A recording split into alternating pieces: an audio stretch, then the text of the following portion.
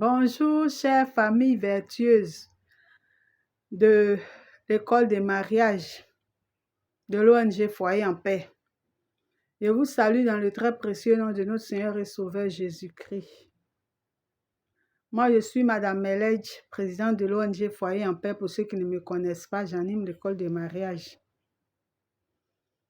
Aujourd'hui, nous allons voir la dernière partie concernant le mariage dans l'Église catholique.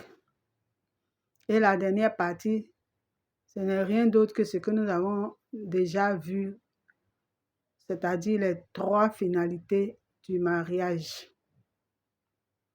Eh bien, je vais devoir résumer les 3 finalités en même temps dans cette même vidéo. Sinon, que la première finalité du mariage, qui est le bien des conjoints, est la finalité par excellence. C'est-à-dire quoi? Quand Dieu voulait que l'homme ne soit pas seul, c'est pour le bonheur de l'homme qu'il a voulu qu'il y ait la femme. Donc, tout ce qui tourne autour du mariage doit être pour le bonheur de l'homme.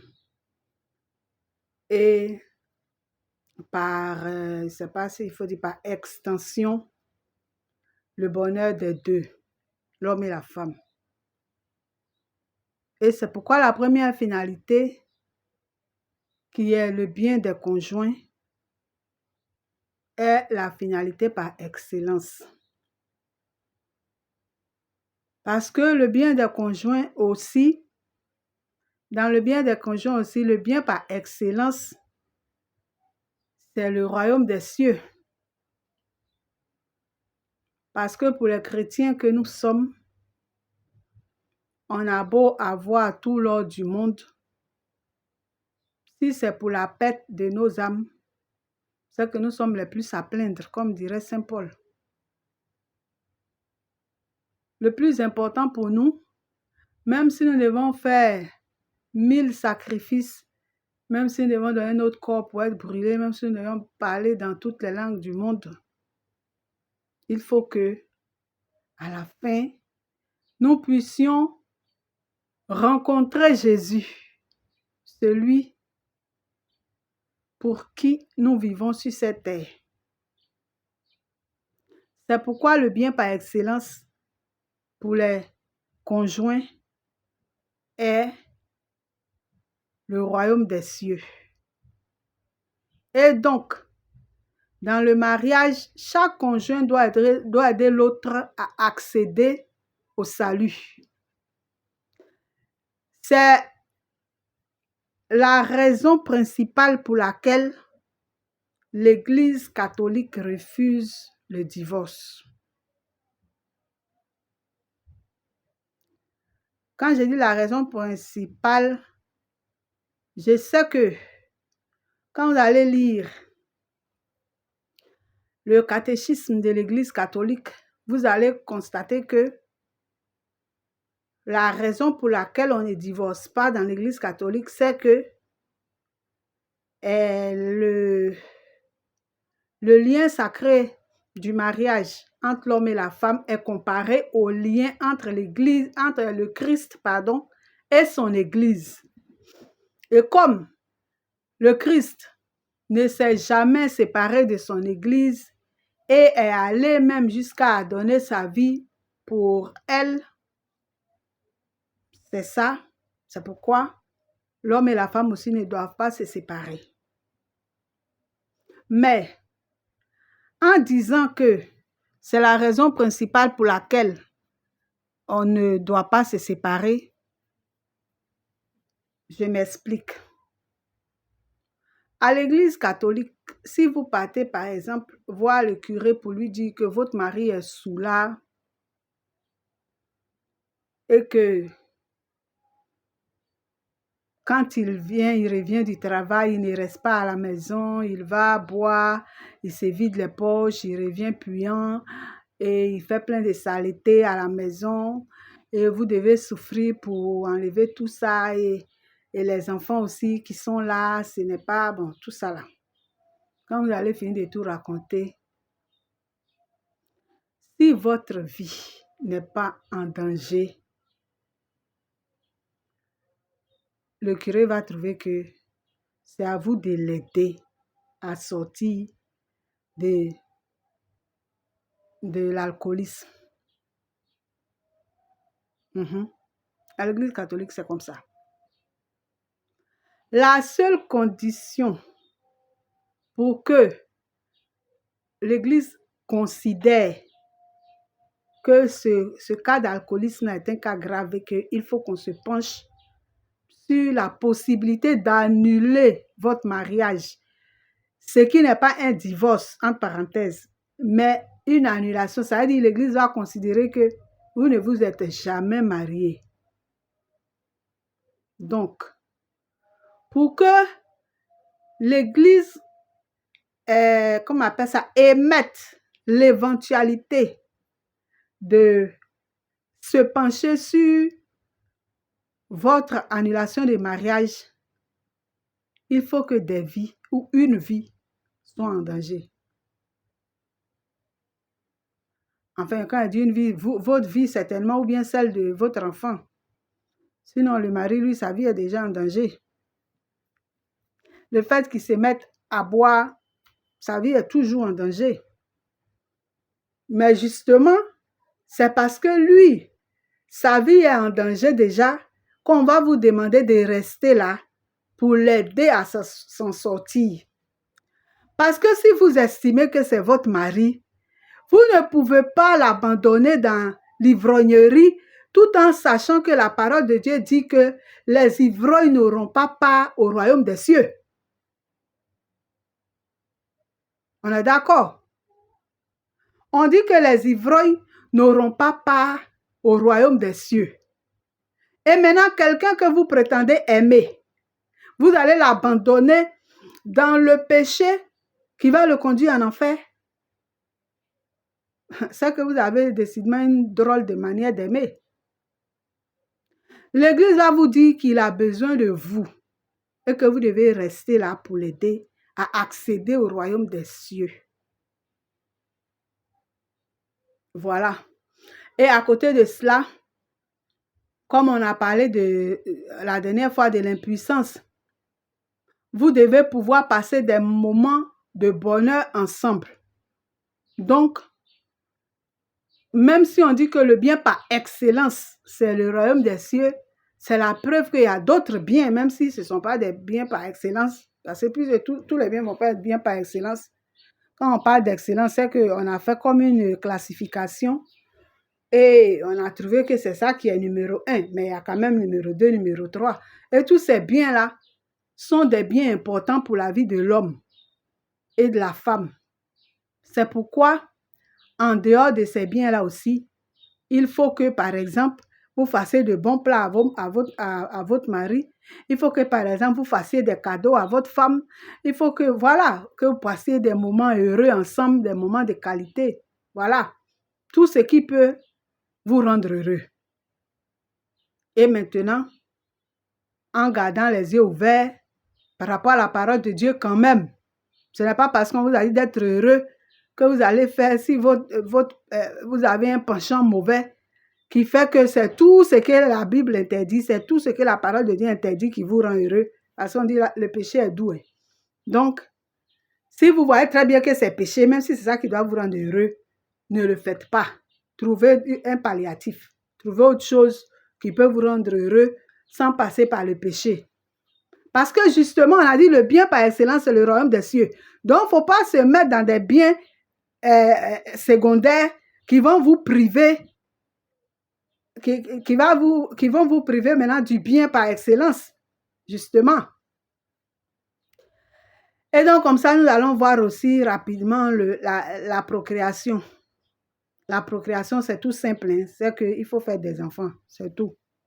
Si vous n'en avez pas, vous pouvez en adopter des enfants à qui vous donnez de l'amour. Maintenant, s'il se trouve que vous êtes stérile aussi, ce n'est pas une raison suffisante pour aller chez les féticheurs et chez les marabouts. Si vous partez là-bas, c'est vous qui aurez des enfants serpents, des enfants génies et des enfants sacs à problème. Nous, comme nous vous aimons et que nous voulons vous éviter le pire, c'est pourquoi nous vous disons, si vous avez des difficultés pour faire des enfants, n'allez pas voir les féticheurs.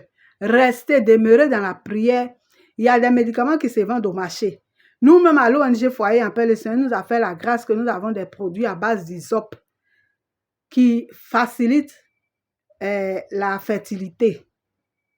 Mais en dehors de nous aussi, il y a beaucoup de moments sur les marchés et ailleurs, si vous passez vos examens médicaux et que vous voyez que vraiment, c'est les histoires de tout ce qu'on sait qui peut empêcher l'enfantement, eh bien, vous vous soignez.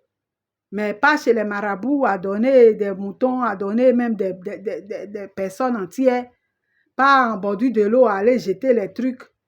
Parce que sinon, vous faites des enfants et puis des esprits mauvais qui n'ont même pas autorité sur vous viennent vous dominer. Comme vous aussi, vous ne connaissez même pas la parole de Dieu.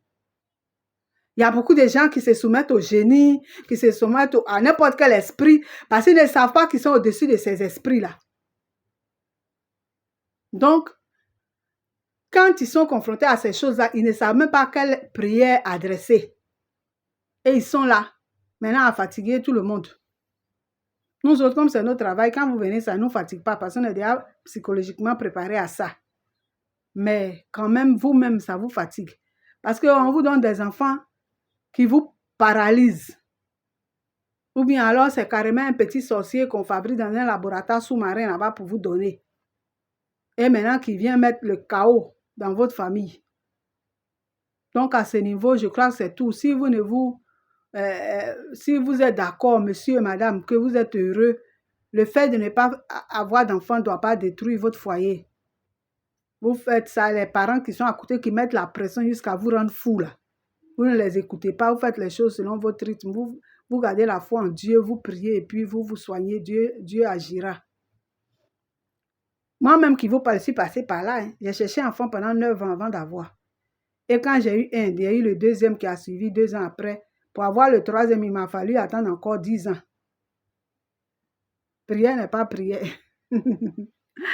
Mais bon, Dieu a fait. Donc pour vous aussi, il le fera.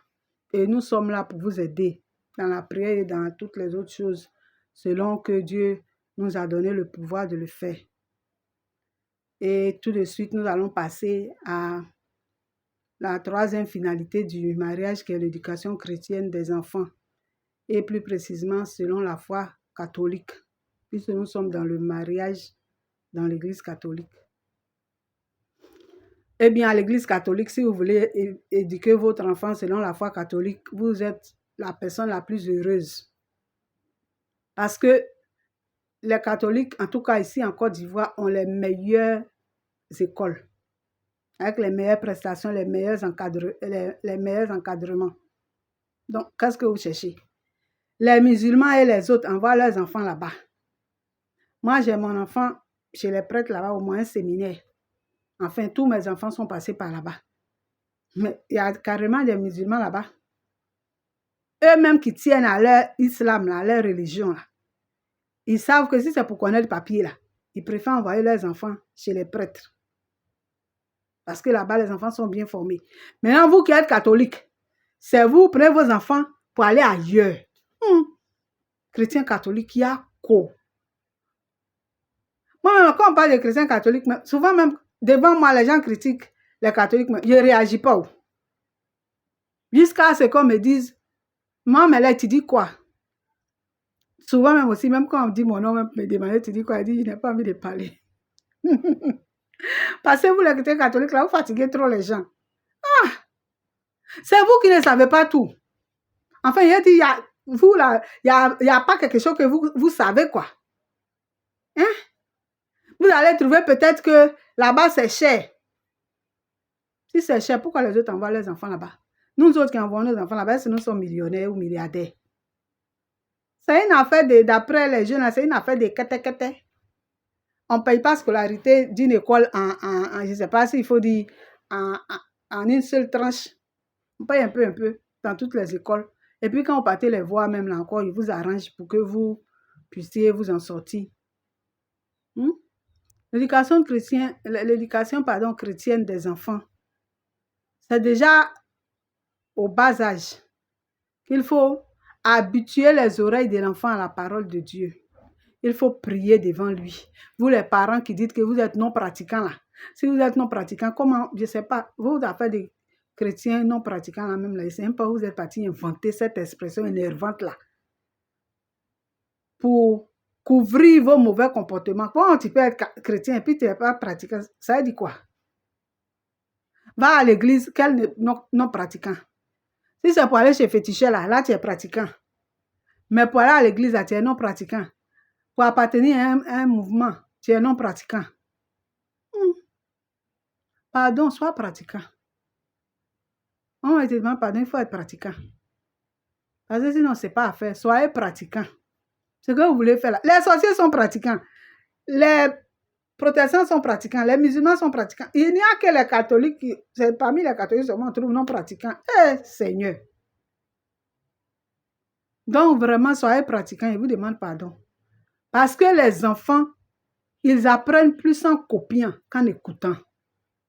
Tu vas dire à un enfant d'aller à l'église. Si toi-même, tu ne mets pas pied là-bas, lui aussi, là, il va aller, il va rester derrière portail pour aller cueillir mangue.